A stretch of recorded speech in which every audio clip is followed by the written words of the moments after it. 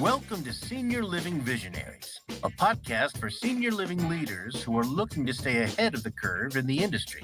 On this show, we feature leaders and innovators in senior living who are pushing the boundaries and creating new, effective services and solutions. And now, let's settle in as host Jennifer Drago connects us with today's guests. Hi, and welcome to Senior Living Visionaries, broadcasting live from the Phoenix Business Radio X studio, where we showcase leaders and innovators who are shaping the future of senior living. I'm your host, Jennifer Drago, strategy coach and CEO of Peak to Profit. And my guest today is Dr. Majd Alwan, and he is an independent digital health IT, and strategy expert, and a noted authority on aging services technology. I'm so excited that he's here today. You might know the name Dr. Majd Alwan as the the former executive director and senior vice president at LeadingAge Cast, where he was responsible for creating and leading a network of technology companies, providers, and research institutions focused on technology solutions for an aging society. Prior to joining CAST, and I just learned this recently, Majd was an assistant professor and the director of the Robotics and Elder Care Technologies program at the University of Virginia's Medical Automation Research Center. So we have the perfect guest to launch our podcast here, Senior Living Visionaries. Today, Dr. Alwan has his own company. He's recently left LeadingAge, and I'm sure they're very sad about that, but now he's available to all of us to provide consulting to a wide range of providers, technology companies, including startups, investors, and policymakers on issues related to technology and business innovation in the aging services sector. So thank you so much, Dr. Alwan, for being here today. And how are you doing? I'm doing great. Thank you so much, Jennifer. It's a pleasure and honor for me to be with you here today. And I'm excited to be the inaugural guest on your show. I'm Congratulations. Thank you so much. I'm very excited. And there's nothing more important, I think, to senior living providers and to the industry as a whole than the emergence of technology. And technology is really hitting us at a blinding speed. And one of the things that I hope to unpack with you today is how providers can really evaluate technology intelligently and logically, because we all know sometimes technology comes with price tags that can break the budget, and we don't want to do that, especially in today's very challenging time in our industry. Costs have escalated, we are having staffing challenges, and we want to use technology in a way that has an ROI, that provides things for our residents, perhaps makes them safer, makes them better socialized or healthier, or that provides us with efficiencies in the way that we do things in our businesses. And so those are some of the topics that I know we're going to dig into today. And I'm just, again, really excited to have you here. Great. Thank you. Yeah. So let's start with technology as it relates to our residents. So tell us about 2 or 3 areas that you see technology impacting senior living communities as it relates to resident socialization, safety, or their wellness. Because obviously when we operate a senior living community, first and foremost is how are we protecting our residents, keeping them safe, keeping them happy? So tell us about that. Absolutely. So you touched upon very, very important areas: the safety, the socialization, and the wellness. And they're all, believe it or not, are related, right? So safety is a need. And it can be, while it's really important for the providers, embracing technology in this area or pushing technology down the residents or the client's throat can be hard. It can be perceived to be stigmatizing, for example. So we really need to be very careful and to make sure that we engage the residents in this process in terms of buy-in and not just acceptance, embracement, because you want them to not just accept the technology, but embrace it, use it, and to get the most benefit, right? So in terms of safety, there are 2 or 3 areas that I want to focus on. Believe it or not, falls are still high in senior living communities, and that's an important area. And of course, there are a lot of solutions out there now that focus on fall detection, which is important. But again, fall detection, the 3 important parameters providers need to look at in terms of fall detection. Number 1, the accuracy of the detection. What's the sensitivity of the technology that's being deployed, i.e. What's the rate of missing a true fall? That should be close to 0, as close to 0 as possible, right? The other thing is, the flip side of that coin is the specificity, right? You don't want a technology that alerts to falls that gives you false positives, a high number of false positives, because that's going to annoy staff and drive them to ignore those alerts and those signals, right? So that's the second thing. The third thing is the potential for sort of integration into the workflow to reduce the actual response time, right? Not just how quickly you detected the fall from the minute it happened, or the instance it happened, but also how quickly can you send and summon help without necessarily, if someone is living in the community, without necessarily sending the EMS and the fire department to break down the door and find out that someone just took off their pendant and slammed it on the dresser before going into the shower, right? So that's another one. And the fourth thing I should say, is the potential for preventing the fall, either identifying the root causes or the circumstances in the environment conditions that led to that fall, so that you can address them, and or identifying early signs of increasing fall risk. Yes. And intervening early on, whether it's with exercise, whether it's with rehabilitation, whether it's with medication review, environmental review, and so on and so forth. So these are the 4 things that I would touch on falls. Another important area of safety is, as we've all seen over the past few years, is infection control, right? Measures for infection control. Whether those are, again, related to cleaning and disinfection, whether these are related to verification of cleaning and disinfection, whether they're related to processes, for example, using telehealth, using sort of social connectedness to reduce sort of the spread of viruses, or even clinical decision support systems built into the electronic health records and built into reviewing vital signs that may provide the providers with insights on in the earliest instance of potential infection that they need to take care of. The third area, again, related to a broader set of clinical decision support systems, right? Like, for example, prevention of pressure ulcers in skilled nursing facilities, particularly dehydration, falls prevention, and so on and so forth. Yeah. So that's the with regards to the safety, the need.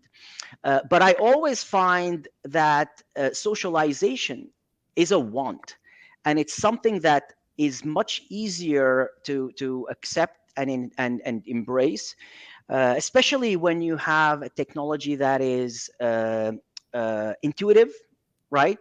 easy to use, that is easy to train on, and that is multimodal, right? That caters for a broad array of older adults with different types of deficits, whether it's vision, dexterity, hearing impairments, and so on and so forth. Voice, for example, as one user interface, is a great example. Another important aspect related to socialization technologies, again, because it's a want, and we are different people with different sort of likes and dislikes. It's important for the technology to be personalizable and customizable in terms of content, but also in terms of channel, right? Whether we layer the content on top of a TV set through a set-top box, or or a tablet, or a smartphone for those who are more sort of older adults who are familiar with smartphones, or voice control devices, and so on and so forth. Yeah. So, Majd, you've talked about a lot of topics there, and just want to hit on a couple. But let's start with the socialization piece. So we know with COVID and the whole pandemic, as senior living communities really responded to that, it left a lot of the residents feeling isolated.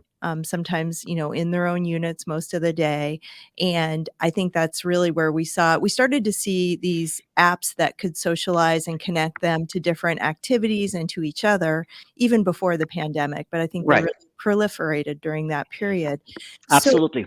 So do we know for sure that technology and apps are a good substitute for person-to-person connection? I mean, in-person connection? I don't believe it is a substitute. I beg to differ on the word substitute. Okay. Technology is almost always never a substitute for anything, right? Technology is just a tool that can enhance, supplement, and augment and complement whatever we are trying to do. So again, imagine social connectedness modality that eliminates the human touch. That is going to actually backfire and have a not necessarily unanticipated and anticipated, actually, downside, that is sort of lack of human touch. It may work for certain people with certain personality traits, right? But again, that's why I focus on personalization. So for example, and that's why I talked about multimodal, right? Because again, socialization, I may enjoy having a conversation like this live through audio video. Others may prefer to chat. They're a little bit camera shy and they prefer to chat. So again, the multimodality helps you ensure that you are catering for the different sort of personalities and the different traits, but it's definitely not a substitute. And again, when we have the right technology and the right content, connecting them to the right parties, right? Because communications and engagement is it's at a minimum a two-way street, right? So it has to we need to know who they're interested in connecting and engaging with, and cater for the modalities on both ends. So when we sort of do this right, it helps increase actually the interpersonal communications, interpersonal connections, and strengthen it as opposed to reduce it. Great, great.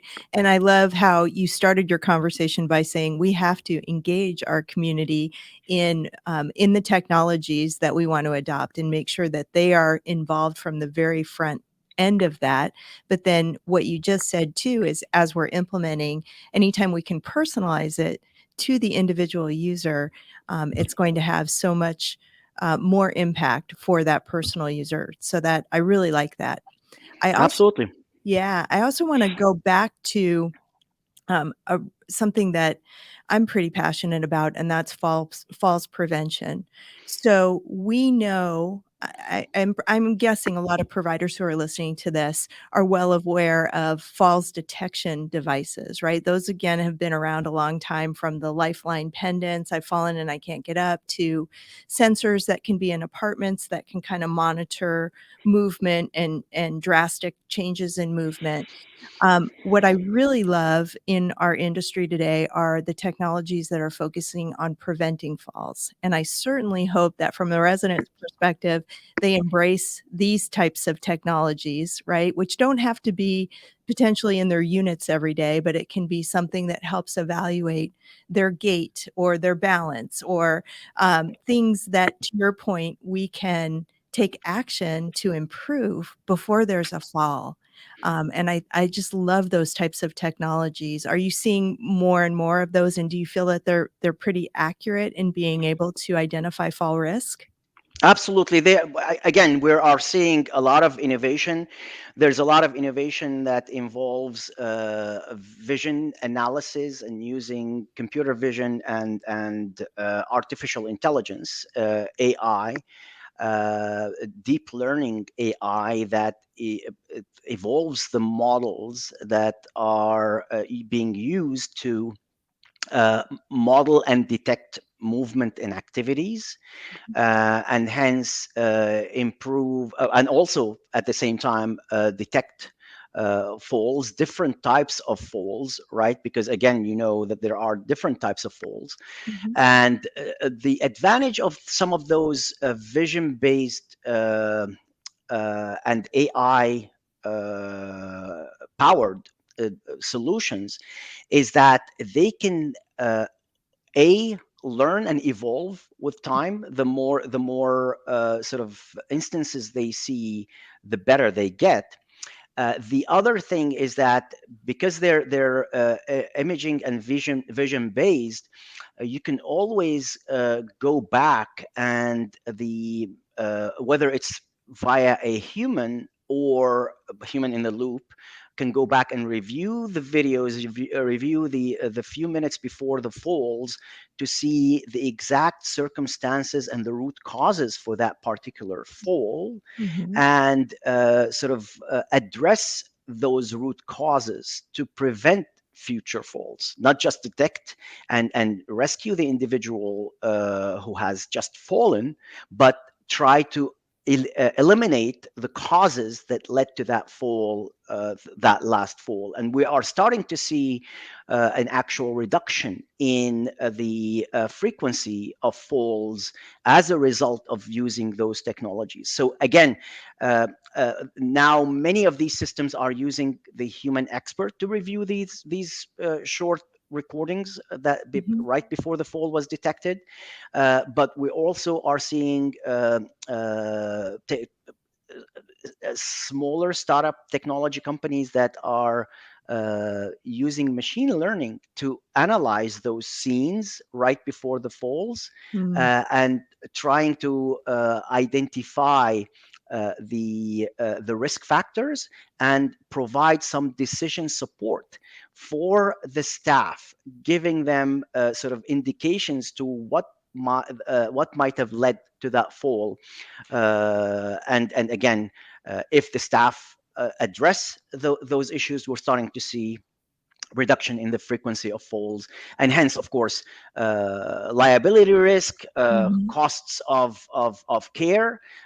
Take, for example, transfers to hospitals. If when we reduce the incidence of falls, that's going to decline significantly, and that's a cost that could be borne by the senior living provider, or the payer at right, in the worst case scenario.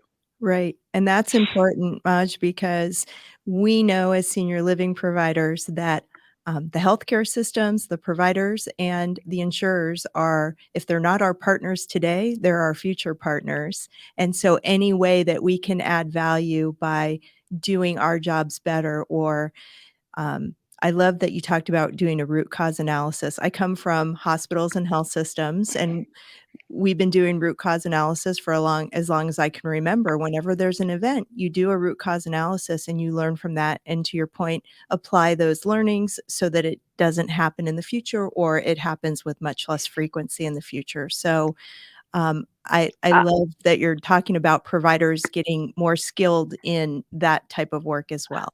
I'm a systems engineer. I don't have the tunnel vision perspective. I always like to look at the big puzzle, big picture. And again, this is especially important with falls because falls is, as we all know, is multifactorial. So there could be environmental factors, there could be medication, polypharmacy, side effects of medications, could be vision and lighting, steps and rugs, you name it, right?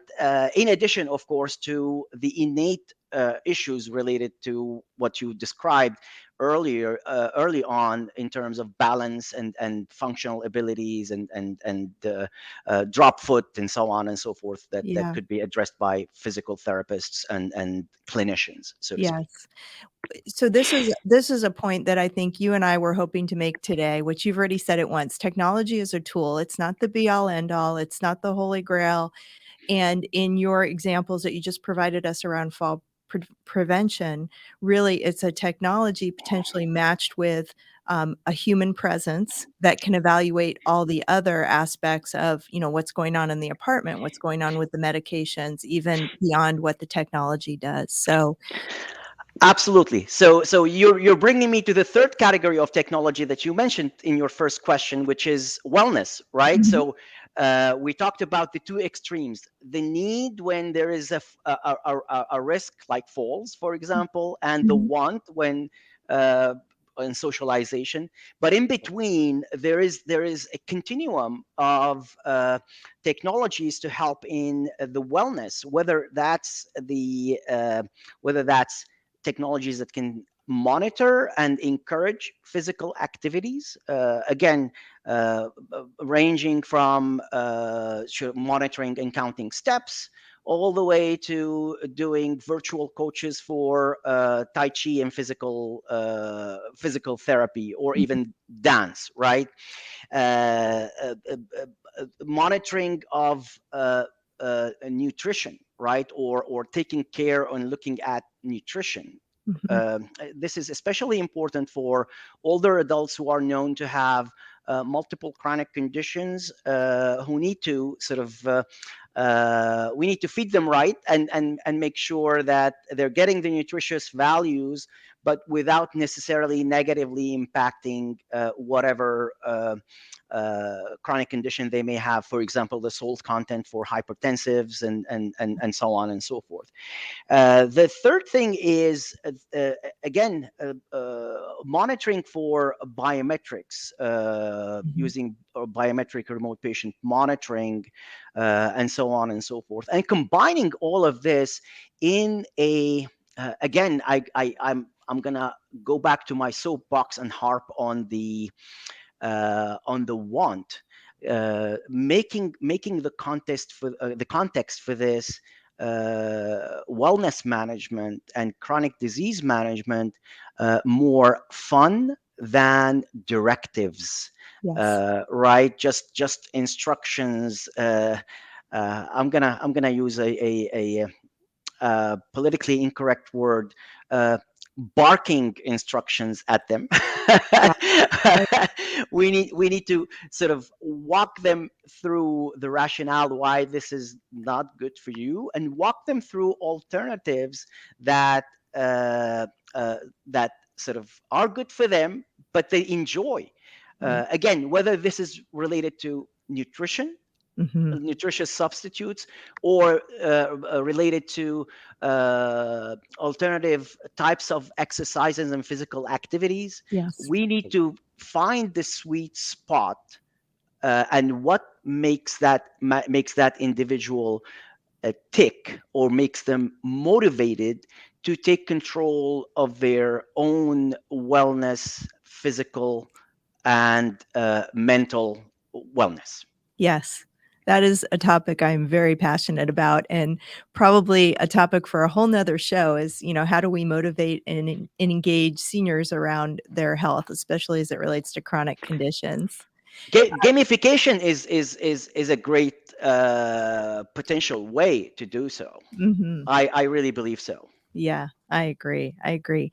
Well, I have so many other things I want to talk to you about. So Sure. let's keep going. And for listeners, I want you to know we are going to also touch on, before we end, how to invoke a process in your own organization that helps you make logical decisions around technology without breaking your budget, because there are so many options. And where do we start? What are the priorities in your organization? And again, Maj has been doing this for a long time and has a lot of advice on this. So, but before we go there, let's now turn our focus away from residents to more of the back office things. We or even front lines. We know that senior living is facing unprecedented staffing shortages. And what do you think are the top types of technology that would help providers improve their productivity or their staffing efficiencies? And you've seen everything, so I'll just leave it to you to take that one on. Absolutely. So again, staff today, especially after COVID, the number one demand or request is what? What do you think? Well, caregivers, is that what you mean? What No, types of no, staff? their demand, the demand from caregivers. What do you think is the number one demand and expectation? Well, they want to be safe from their own infections, from an infectious disease perspective, I imagine. And I know salaries have gone through the roof, so I imagine that compensation is a big one as well.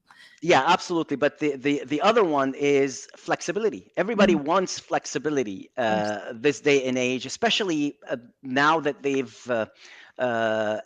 and their family members are have the ability to work from home, work Mhm. different schedules, and so on and so forth. So I think flexible scheduling is and self service and self directed scheduling is really important and going to continue to gain position.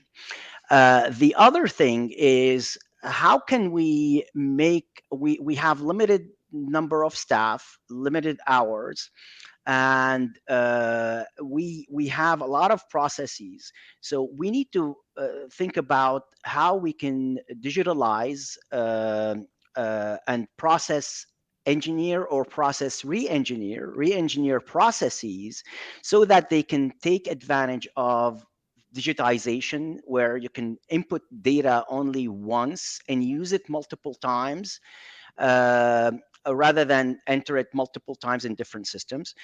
We need to sort of think about automation potentials, like case automation, for example, process automation platforms, and robotics in general, specifically robotic process automation that can help us, for example, the last two, the case automation platforms and robotic process automation, can help us, for example, completely automate and reduce the staff time on things like onboarding a resident or a client, admission, uh, billing, reprocessing denied claims with insurance, transfer and referrals, and so on and so forth.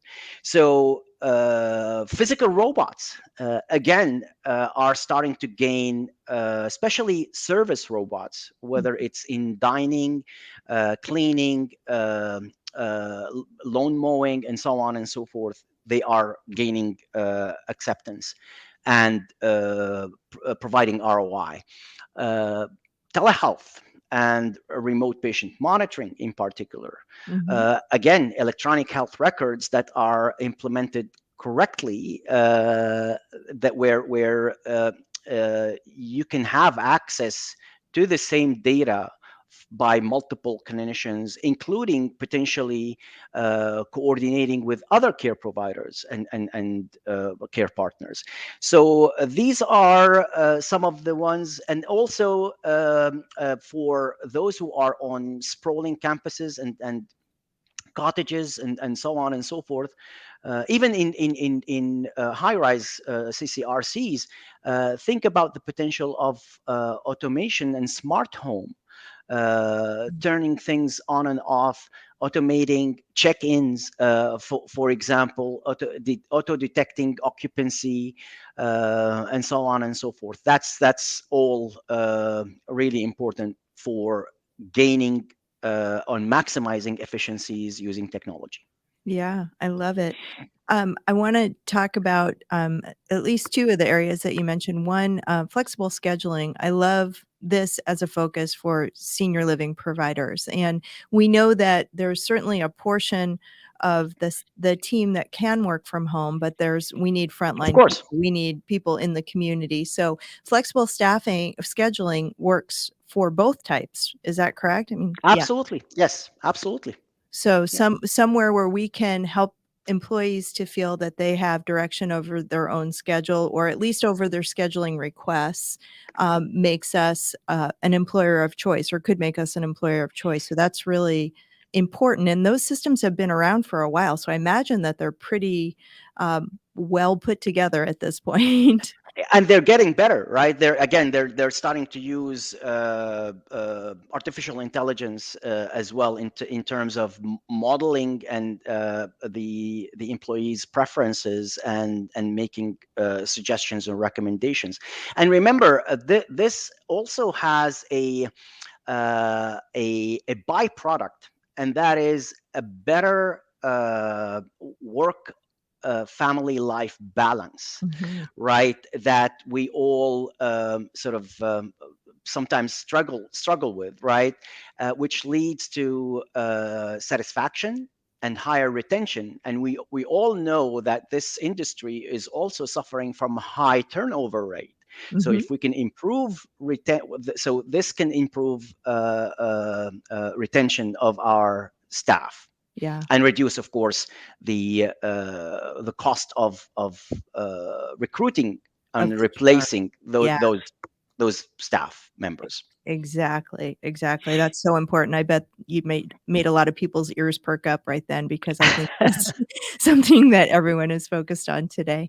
I wanna ask you about robots, and, you said that you do see an ROI from, robots. I've seen them most frequently, in Arizona in the dining venues, Mhm. delivering meals. I haven't seen the robots that mow the lawn. I think my husband would have loved that when we had a lawn, but, um, what, tell me more about the ROI and whether this truly does, replace some positions that we would otherwise have to staff with humans. Yeah, absolutely. So again, in terms of delivery, whether it's meal delivery, it's delivery of mail, Mhm, sort of to residents, or any kind of delivery of medications. Uh, mhm, Robotics is getting sort of becoming a popular and cost effective way to do it.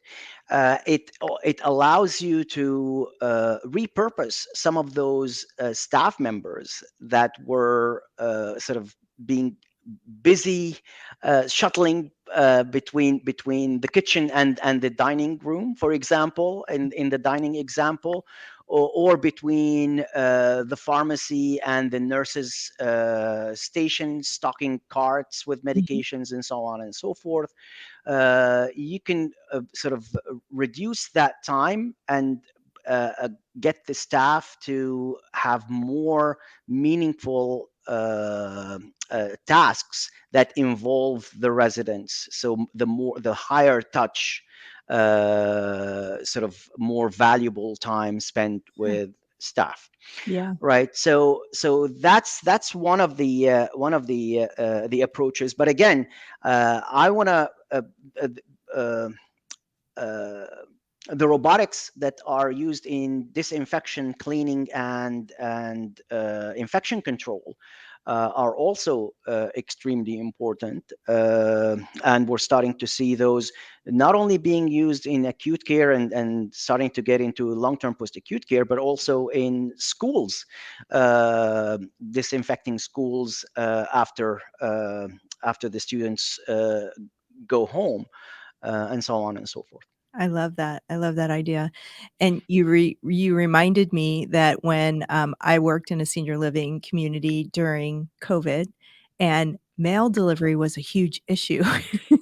The U.S. Postal Service did not want to deliver mail to the casitas in our community, and I don't think the staff were or the residents were keen on coming to get their mail or necessarily having anybody touch their mail. So it was this whole thing that's I hadn't considered the mail delivery, but that's an important thing. And the reason And oh, go ahead. no, go ahead, please. I was going to say the reason that I have kind of a love-hate relationship with the idea of these robotic things. I love the infection control, but I feel like sometimes we might see providers gravitate towards shiny objects, right? And that's a shiny object. It's something that the residents are, "Oh, that's cute," and it's visible, and we can get, some even press attention from it at times. But, is there truly an ROI? And so I know that's something that you and I wanna talk about is how you evaluate whether this truly is making an impact and is not just a shiny object that, gives us some exposure. Absolutely. We looked at several case studies last year during the LeadingAge annual meeting. We actually had a session focused on robotics and the ROI. And we have seen Joe Velderman is a friend and a cast commissioner from Cypress Living in Florida. He has demonstrated that the deployment of robots allowed them to. They were having significant issues with the attracting dining staff, Mm. and especially when they have young staff who is not trained to carry large trays with multiple dishes or clear tables. They were having issues with training them and getting them to onboard them quickly. And when they deployed robots, they assigned those individuals to oversee, but the robots are the ones that shuttle, that bus the plated Mhm. trays, and the individual just hands the plates to the residents and engages with them.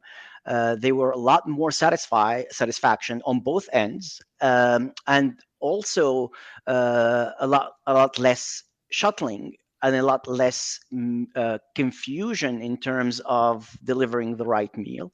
Mhm. And they were able to reduce the not necessarily the staff, but they were able to reduce the cost of uh, that the dining, and were able to give the staff a raise of about 50%, Wow. which again led to higher satisfaction and more longer retention for those staff. Perfect, perfect.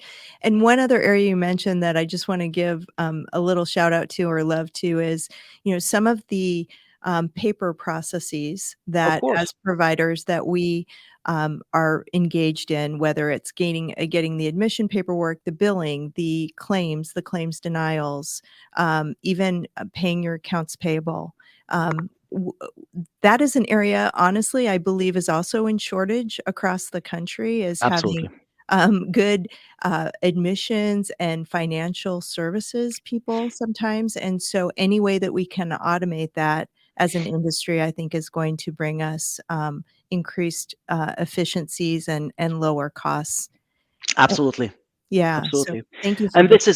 this is why I believe in the importance of not just digitization but digital transformation, right? Mhm, Which is a comprehensive process that starts with digitization, and goes into analyzing processes, redesigning processes or re-engineering processes, and then automating. But to be able to do all of that, you need to ensure that you we liberate the data from the different software system silos and have a data warehouse, and mhm, the right application program interfaces or integration engines, and we can pull that data from multiple sources and feed it into our process sort of automation platform or robotic process automation. mhm, And that's where we can milk efficiencies from all the system, all the components of the systems within our organizations.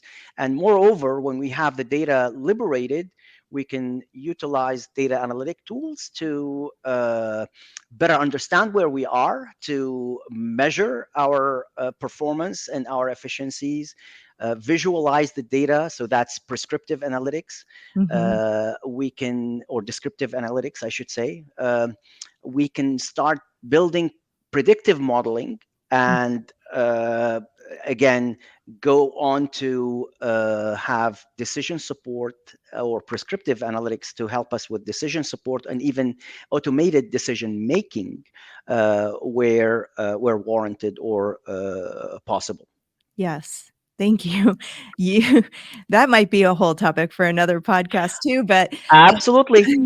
but you brought up another good point that I was hoping that we could get across to listeners today is that, make sure that we're not just taking technology, something that sounds like a great technology application, like, let's say, back office automation, and slapping it on top of processes that stink from the beginning, right? That Flawed processes, inefficient processes, exactly, Yes. that do not take advantage of the fact that you have digital tools Right, today to do right. this. So we have to have those interfaces built, the warehouses, and the process has to work right before we put technology on top of it. Technology will accelerate it.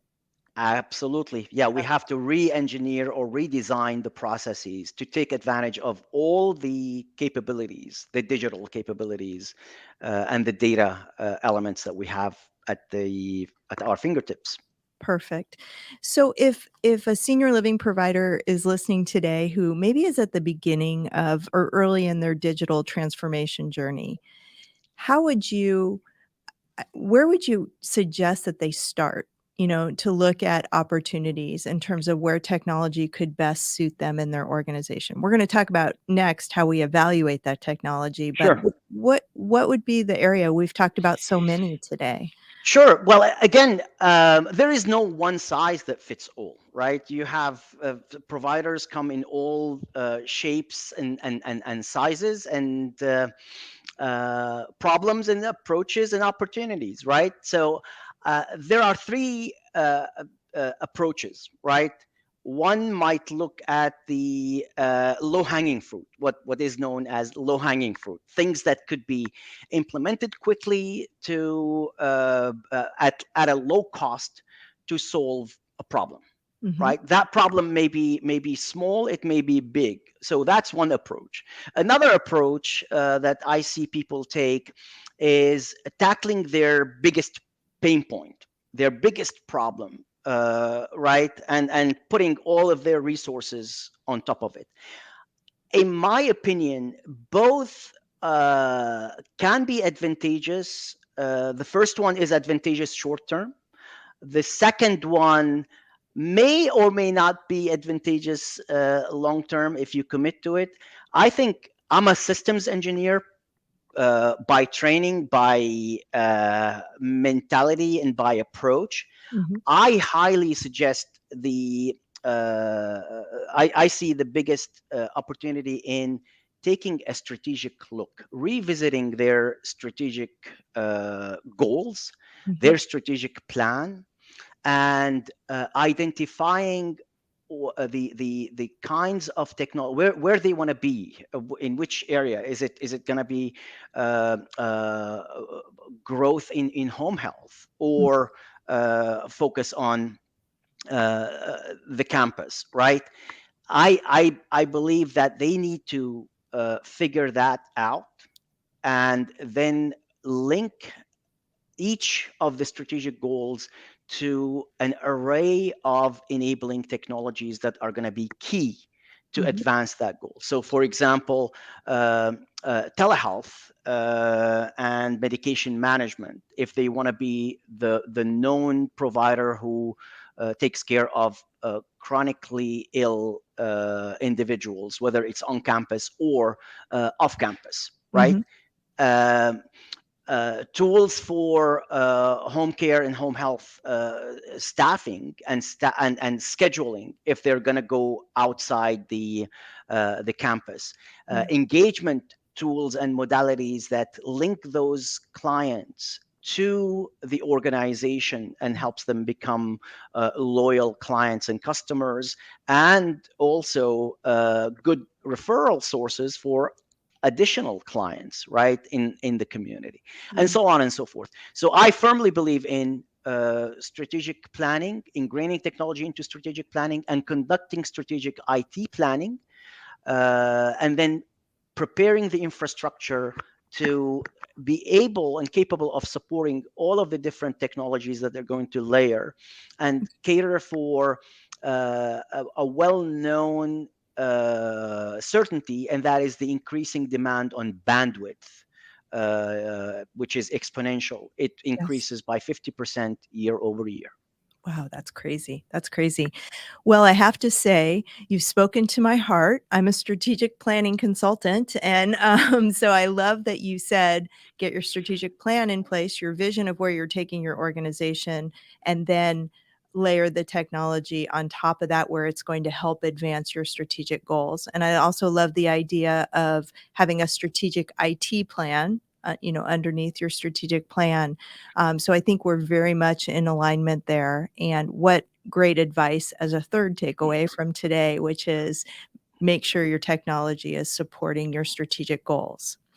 And in our final minutes, I want to ask you, and I know this is a hard question to answer in a really succinct time period, but you know, what kind of process would you recommend a provider have in place to evaluate technology? So say, we'll use your home care example. If they really want to build their home care and related services, and they have a number of technologies that they want to evaluate, what would a process look like that would help them evaluate, not just the cost, but the different capabilities of the systems, the ROI, things like that?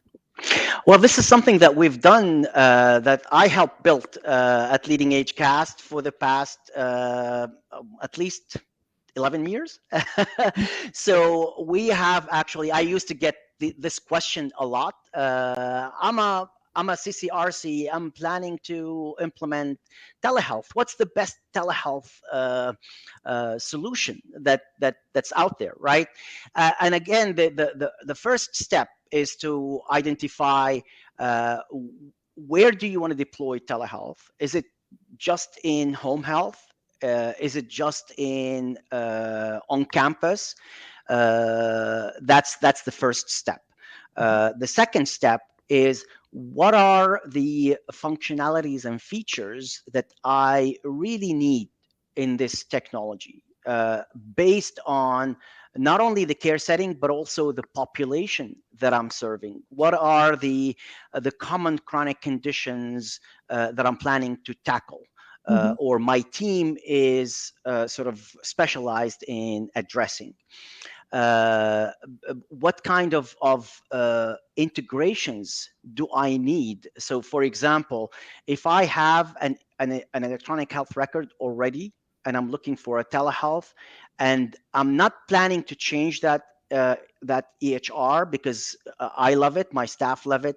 I need to ensure that the technology I'm selecting also integrates seamlessly, or the vendor is willing to build a custom integration and prove it to me before I commit to purchasing. Okay. So so again, soliciting those requirements from a multidisciplinary planning team from every department that solution is going to touch, including the billing, for example, Yeah. including the IT. And it shouldn't be led by IT, it should be led by the business leader of that team who's going to deploy this, and so on and so forth. So what we've done is built over 13 of these technology selection tools, ranging from social connectedness Uh-huh. all the way to electronic health records and even health information exchange. We asked the vendors who are out there over 200 to 300 questions like this, mostly yes, no questions. And we also asked about how long the company has been in on the market, how many clients or organizations they are serving, Mhm. uh, uh, if they have case studies, and so on and so forth. And we put this in online selection tools that helps them quickly sort of narrow down and get a short list of potential vendors. All of this is available, and even the background that I talked about, the process, is described in a white paper. Mhm. For those who are busy, there is an interactive yes no question driven tool that can give you an idea about this process in like 10 minutes or Mhm. less. Okay. There is also an interactive selection tool that works on this huge matrix of vendors and solutions, and also a set of case studies from providers who have implemented these kinds of technologies. So Oh. all of these are available to providers in addition to additional tools on cybersecurity, on strategic planning, strategic IT planning, Mhm. and so on, and even digital transformation, which was the crown jewel, as I call it, that sort of sits on top of all of these resources that we built for providers, and they're all available on sort of online for free on leadingage.org under the technology topic and issue sort of tab. Perfect. So leadingage.org and then under the technology tab and Issues and topic, and then you select technology. issues Yes, and topic. Okay, and then technology. And there is a wide variety, as Dr. Alwan suggested, of resources. But if you want to get really clear on a process that your organization can use to select technologies, and then to your point, help narrow down that selection, um, it's all there for the taking. So Dr. Alwan has left Leading Age Cast, but left all of those resources behind. And so we're so thankful for you and your team and the work that you've done. thank And you. I know Leading Age will continue to do in this area. So Absolutely. Dr. Alwan, as we close, tell us what you're doing today, the type of work that you're doing today, and how folks can get in touch with you if they would like to engage your services. Absolutely. I'm working and providing strategic guidance to startup companies, a couple of startup companies. I'm also providing guidance and consulting to a couple of established companies who are growing. They're trying to grow their footprint into the senior living vertical. I am also passionate about advocating for electronic health records and telehealth. I'm volunteering my time on a couple, 2 or 3 coalitions related to this. And I'm always I'm also helping one provider tackle this selection, specifically technology selection issue. They're looking to replace their EHR. So and I'm here and happy to help any of your clients. They can reach me on LinkedIn. Just search for Majd Alwan. And they can message me over there. I would be more than happy to help. Perfect. Thank you so much. And I want to thank you for everything, all the knowledge that you've imparted and shared with us today. Absolutely. I've learned so much. Every conversation I have with you, I learned so much. And I just want to, again, thank you for your time. I know that our listeners have enjoyed this as much as I have. Thank you. You It's been a bet. pleasure. You bet. So you've been listening to Senior Living Visionaries podcast and radio show. I'm Jennifer Drago, and I hope you will join us next time as we continue to explore the cutting edge ideas and breakthroughs shaping the future of the senior living industry. Thanks so much for listening, and please subscribe to Senior Living Visionaries on your favorite podcast platform. We'll see you next time. You've been listening to the Senior Living Visionaries podcast and radio show, where we showcase the leaders and innovators in the industry who are pushing the boundaries and setting the stage for the future in senior living and services. Join us next time as we share the bold ideas and breakthroughs of the industry's most forward-thinking leaders here on Senior Living Visionaries.